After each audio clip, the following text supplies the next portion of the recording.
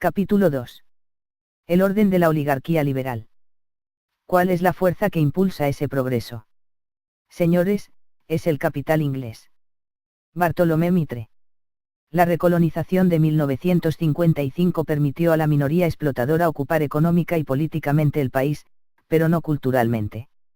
Antes una cosa implicaba a la otra, ahora no. La fórmula había funcionado durante un siglo a partir de la derrota nacional de Caseros. Allí se liquidó el pleito entre las dos corrientes que chocaban desde los días de mayo, la del puerto de Buenos Aires, cosmopolita, librecambista, vehículo de ideas e intereses que convenían a Europa y trataba de imponer al resto del país, y otra, nacionalista popular, que veía al país en su conjunto y como parte de la unidad latinoamericana. Antimorenistas y morenistas, dictatoriales y americanistas, unitarios y federales, fueron fases de ese enfrentamiento. Una vez que Argentina quedó incorporada como satélite de la primera potencia capitalista de mediados del siglo XIX, Inglaterra, y se unificaba en la política de la oligarquía portuaria, los antagonismos se denominaban separatistas bonaerenses y hombres de Paraná, crudos y cocidos, chupandines y pandilleros, liberales y autonomistas, cívicos y radicales. Desde la independencia, los intereses foráneos tenían su aliado natural en la burguesía comercial de Buenos Aires, dispuesta a enriquecerse como intermediaria de un comercio sin restricciones en Europa. Su primera víctima fue Mariano Moreno, cuya visión americanista chocó con el centralismo unitario que subordinaba el país a la política bonaerense. A ello se debe el rechazo de los diputados orientales que llevaban a la Asamblea del año 13 las instrucciones de Artigas sobre la organización confederal. Solo desacatándose pudo realizar San Martín la campaña de Chile y Perú, pero el pago fue dejarlo abandonado a su propia suerte en suelo peruano, del cual pasó al exilio voluntario y definitivo. Fue contra los devaneos monárquicos de ese grupo que los gauchos impusieron el principio republicano en el año 20, fue contra la constitución aristocratizante de su agente conspicuo Rivadavia que se alzaron 6 años después los caudillos federales. Dignos antecesores de la oligarquía contemporánea, en 1815 sancionaron la ley de vagancia para terminar con la protesta de los gauchos hambreados por la política de los exportadores de carne. En la Constituyente de 1826 los rivadavianos proponían una cláusula prohibiendo el voto de los domésticos, soldados de línea, peones, jornaleros, en una palabra, a la chusma que había hecho la independencia. Dorrego, a quien luego harían asesinar por Lavalle, ridiculizó los argumentos de esa minoría reaccionaria. La de hoy, aplica al mismo principio proscriptivo aunque no tiene la valentía de sostenerlo con doctrina. Fue ese unitarismo el que concedió a Inglaterra la franquicia para que sus barcos navegasen nuestros ríos, a cambio del derecho espectral de que los barcos que no teníamos navegasen por el Támesis, el mismo escandaloso unitarismo que dio toda la tierra pública como garantía para contraer el empréstito con Bering Brothers, el que entregó las minas de Famatina a un consorcio europeo del cual Rivadavia estaba a sueldo, el que creó el banco de descuentos dando el control a los comerciantes ingleses. La época de Rosas fue un compromiso entre Buenos Aires y el interior, unidos en una política defensiva contra el colonialismo anglo-francés y las fuerzas que secundaban sus planes para desintegrarnos. Buenos Aires retiene las ganancias del puerto, pero encabeza la lucha contra el extranjero. La ley de aduanas protegía a la industria artesanal, el coraje criollo, la soberanía acechada. Rosas, caudillo de la conjunción de fuerzas populares que terminó con el unitarismo, era la cabeza de los ganaderos bonaerenses, y formaba con sus amigos y parientes el sector más dinámico de la economía, integrado como industria de tipo capitalista e independiente del sistema comercial de Inglaterra, cría de ganado, saladeros, flota de barcos para transportar los productos a diversos mercados.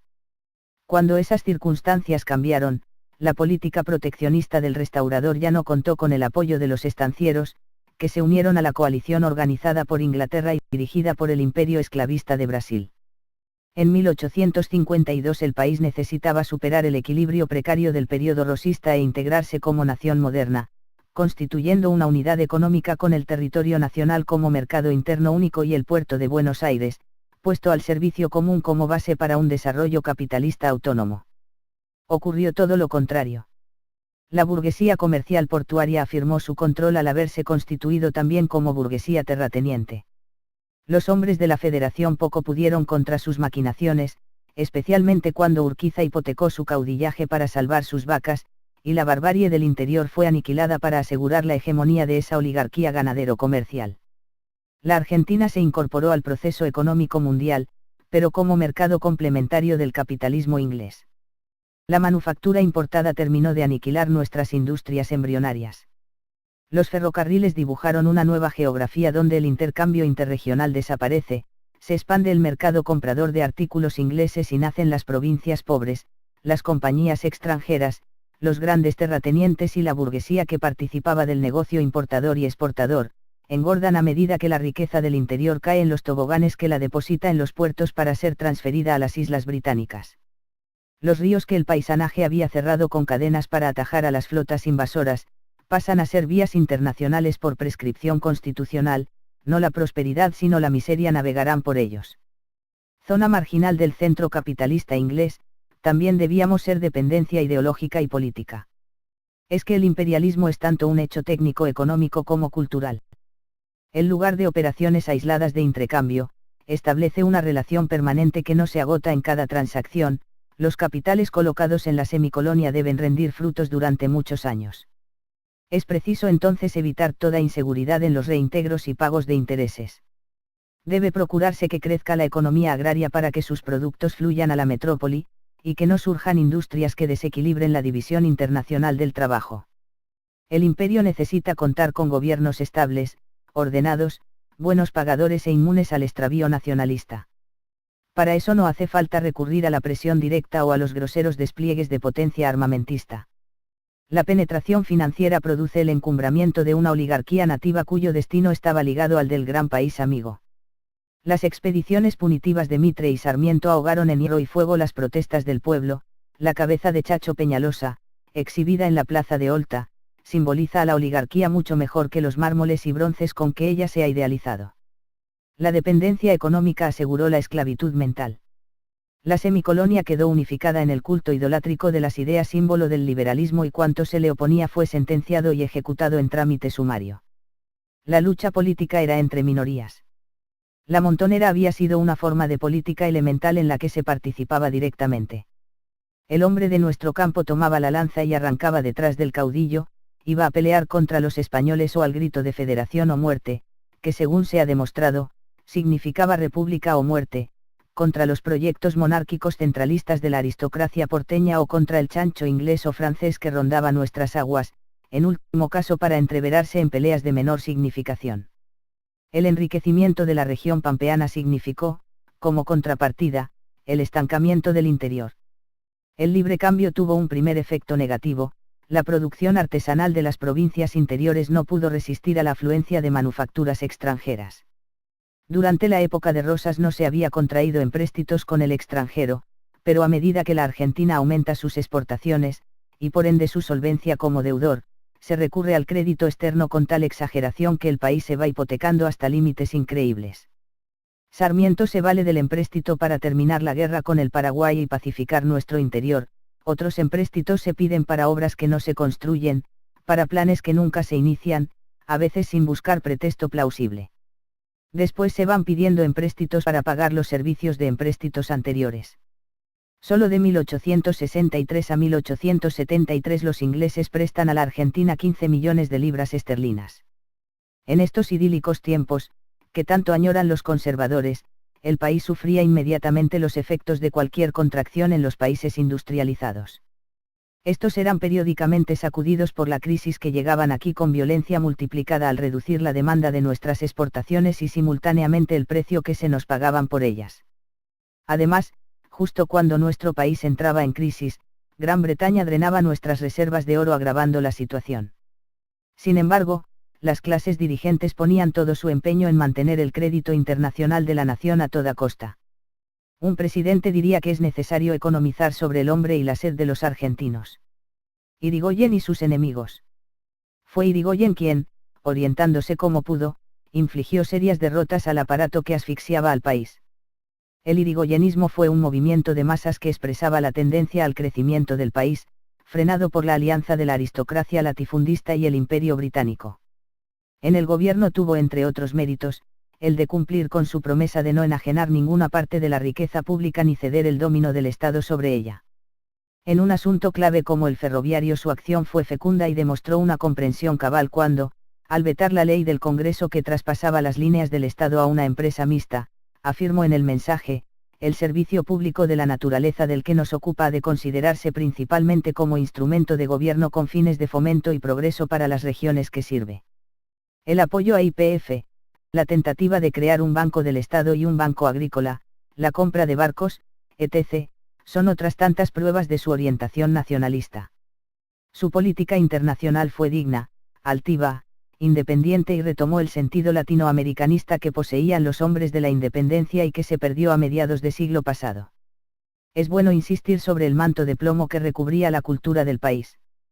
Las voces solitarias de aquí y allá querían agregar un aporte renovador, estaban fuera, o se las dejaba rápidamente, de los medios de difusión capaces de amplificarlas hasta influir en la conciencia política nacional.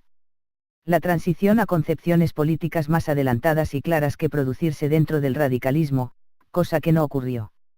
Fuera de él, en las fuerzas organizativas, había un páramo ideológico. El Partido Conservador, representante de la oligarquía terrateniente, no se resignó a la pérdida del gobierno ocasionada por la aplicación del sufragio libre. Mientras esperaba la hora de recuperar el poder por la violencia, su táctica consistió en unir todas las fuerzas posibles bajo el lema negativo de hacer antirradicalismo. Luego, cuando contó con aliados en el propio radicalismo, su bandera sería el antigoyenismo. El aliado más consecuente que siempre tuvieron los conservadores fue el Partido Socialista, que no solo los acompañó en las maniobras concretas contra el radicalismo, sino que también lo haría contra el peronismo. Buenos Aires, puerto de factoría que servía a la intermediación importadora-exportadora, centro burocrático al que convergían los inmigrantes y los criollos desplazados por el latifundio, era la única realidad que veían incompleta y erróneamente, además los socialistas. Por el resto del país sentían el mismo desprecio que los civilizadores mitristas y rivadavianos. La gran mayoría de los explotados estaba en el campo, eran los peones de la estancia, los obrajeros, los hijos de la tierra convertidos en mano de obra miserable. La Argentina quedaba seccionada en una porción industrial y en otra que no lo era, cuyos respectivos asalariados se incomunicaban entre sí y perseguían objetivos contrapuestos. Era una estrategia que podía deparar algunas mejoras a sectores reducidos del proletariado, creando nuevos motivos de desunión interclasista, pero le vedaba la lucha política para avanzar en conjunto como clase. Los obreros industriales, sin peso en el cuadro global de la economía subdesarrollada, no podían ser factor de transformaciones revolucionarias si actuaban de espaldas al resto de los perjudicados por el sistema oligárquico imperialista. A cambio de la fantasía de buscar una liberación exclusiva, para ellos solos, en medio de la Argentina desangrada, rompían el frente capaz de obtener una liberación real y abdicaban del papel que les correspondía dentro de ese frente como clase revolucionaria. En suma, no les quedaba más que el sindicalismo puro, la lucha economista por mejoras inmediatas, aunque debilitados por renunciar a la solidaridad de los otros grupos de intereses comunes, y votar por los socialistas, con lo que terminarían de suicidarse. Como el Partido Socialista era enemigo de la industrialización, la clase proletaria no crecería, y como también era librecambista y enemigo de lo que llamaba las industrias artificiales, cuando éstas desapareciesen, los obreros sin trabajo aumentarían la oferta de mano de obra y bajarían los salarios. Limitándose a una política meramente encaminada a las mejoras salariales en la industria, éstas servirían, por una parte, para aumentar la diferencia entre las remuneraciones de la ciudad y del campo, característica de los países subdesarrollados, al mismo tiempo, servirían de pretexto para el aumento de costos de producción y, sin proteccionismo, las industrias quedarían en peores condiciones ante la competencia extranjera. Con estas menciones basta para apreciar que si el Partido Socialista nos ha negado siempre hasta la leche de la clemencia, no es por oportunismo ni por improvisación, sino por una vocación rectilínea desde la cuna hasta la tumba. La oligarquía copiando instituciones liberales y el doctor Justo remedando enfoques socialistas llegaban siempre a las mismas conclusiones y compartían los mismos prejuicios. Por ejemplo, al peón de campo y al obrajero que los oligarcas explotaban y denigraban, el doctor Justo lo crucificaba teóricamente negándoles toda capacidad política. Su discípulo, el doctor de Petou, explica que era imposible hacerles comprender razones porque se trata de gente muy ignorante, envilecida en una vida casi salvaje. Mencionamos las modalidades que los hacen indistinguibles del conservadorismo, destacaremos algo que acredita a los socialistas como caso político único. Es el Partido Socialista del mundo colonial y semicolonial que nunca fue antiimperialista, ni siquiera doctrinariamente. Más aún, es el único partido socialista del mundo que ha defendido expresamente al imperialismo. Hasta los más viscosos amarillismos socialdemócratas de Europa, beneficiarios y cómplices de la política colonial de sus burguesías, al menos en teoría han condenado al imperialismo. En la Argentina tenemos un fenómeno mundial, un partido socialista proimperialista en la teoría y en la práctica. Los designios de Estados Unidos de imponer su hegemonía en todo el continente no constituían ningún secreto, sus hombres de Estado lo venían proclamando desde hacía un siglo y había muchos hechos probatorios en exceso: la oposición a los proyectos de Bolívar para la unificación continental, la destrucción de nuestro puerto Soledad en las Malvinas, el robo a México de más de la mitad de su territorio, las depredaciones en Nicaragua, la incursión naval contra Paraguay, eran algunos ejemplos.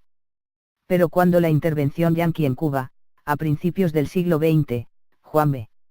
Justo observó: apenas libres del gobierno español, los cubanos riñeron entre sí hasta que ido un general norteamericano a poner y mantener la paz a esos hombres de otras lenguas y otras razas. Dudemos pues de nuestra civilización.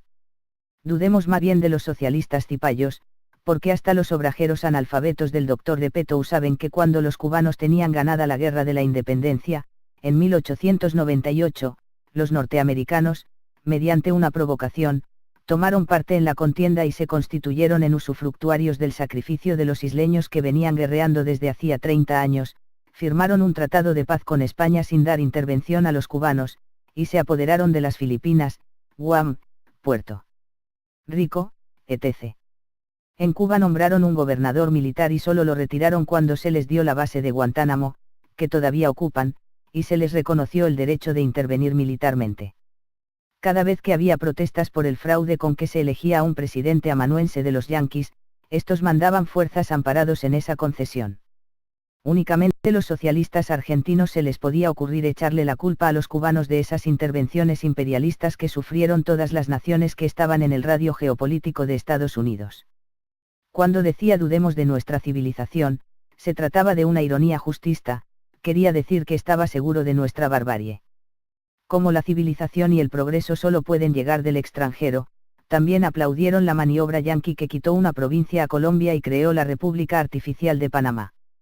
Pensaban, como los yanquis, que nuestro continente sería un emporio de civilización si no estuviese poblado por latinoamericanos. Lenin, explicando la desviación reformista de los movimientos europeos que recibían su cuota del producto colonialista, dijo que el Partido Obrero Burgués es inevitable en todos los países imperialistas.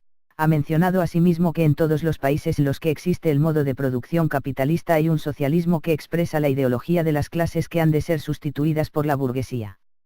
En esta segunda categoría estaría el Partido Socialista de nuestro país sin describirlo totalmente.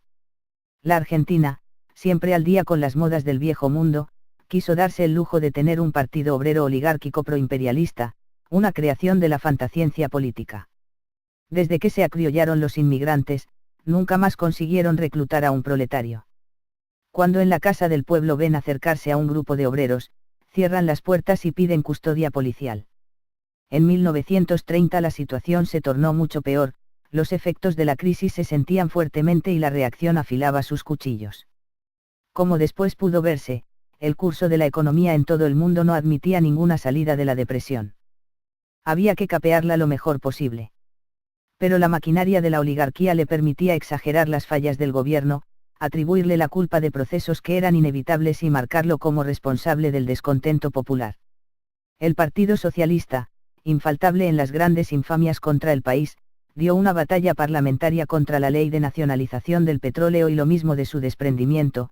El Partido Socialista Independiente se sumó al escándalo callejero, arrastrando a los bobalicones de la pequeña burguesía portuaria, que creían que aquellos tribunos municipales eran la última palabra en materia de progresismo y audacia de pensamiento.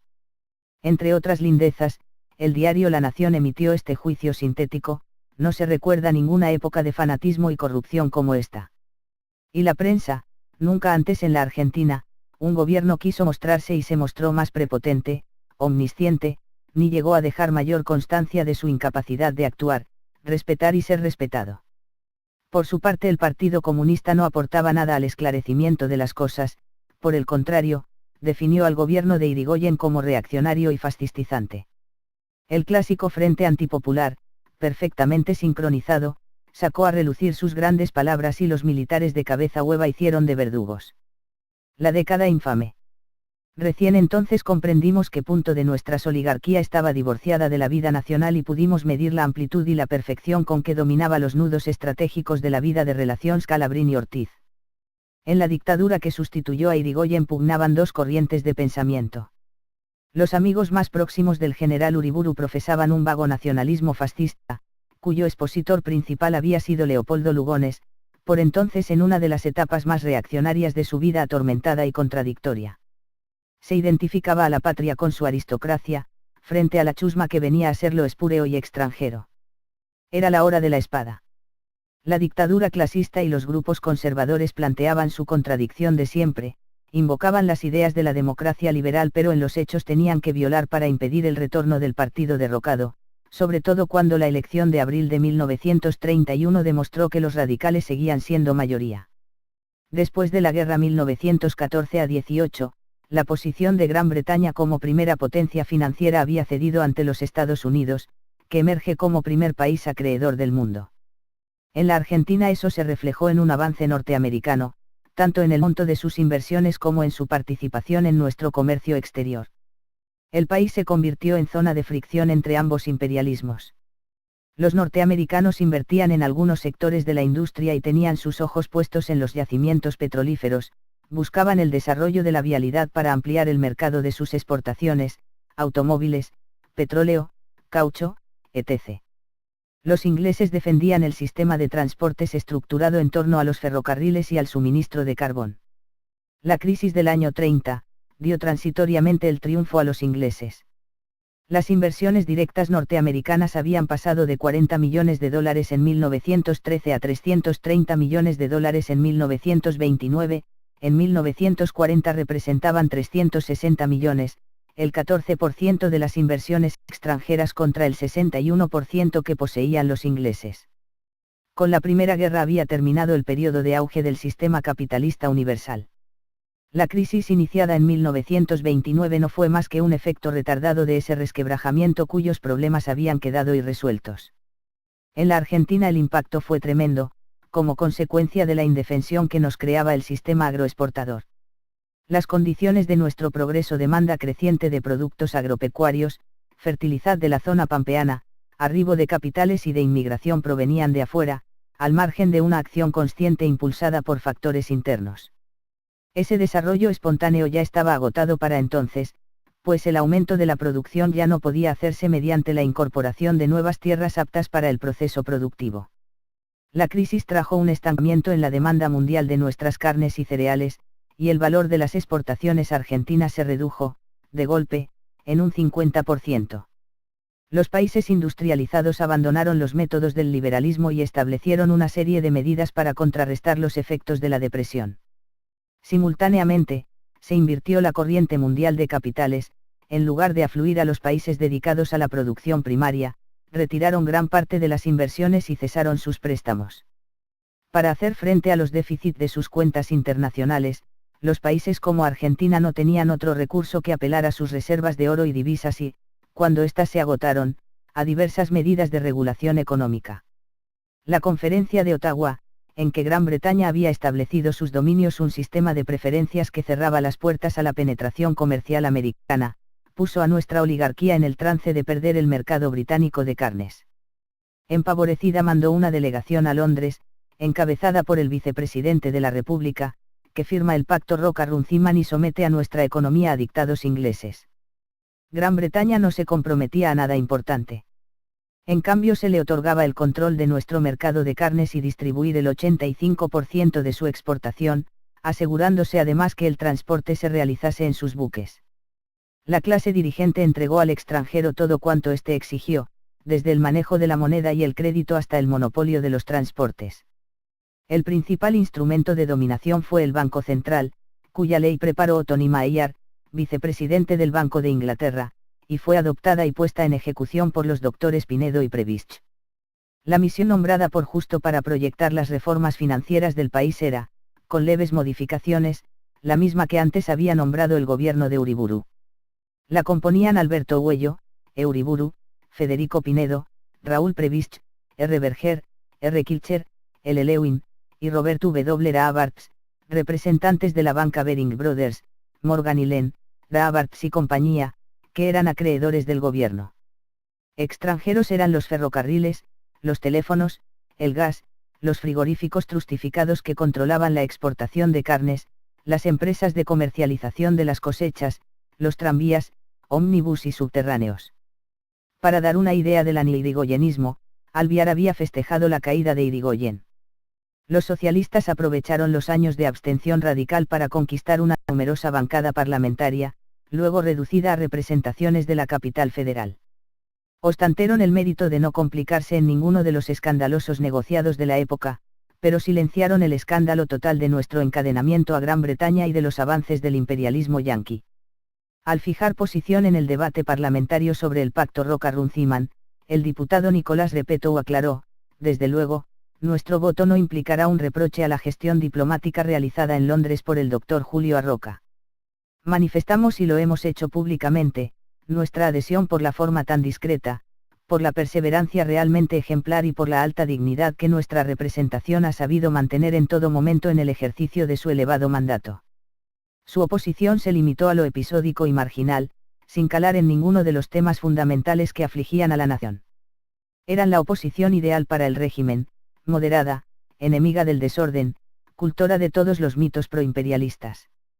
Su minúscula astucia de jacobinos parroquiales consistía en equiparar a radicales y conservadores en salvaguardia del orden cuando se temía que los radicales intentasen perturbarlo.